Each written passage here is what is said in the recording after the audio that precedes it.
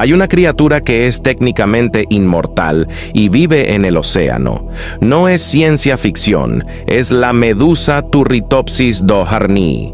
Cuando esta medusa envejece o se lastima, puede revertir sus células y volver a ser un bebé. Es como si un anciano pudiera volver a ser un recién nacido a voluntad. Repite este ciclo infinitamente, lo que significa que nunca muere por causas naturales. Solo si algo se la come. ¿Te gustaría vivir para siempre?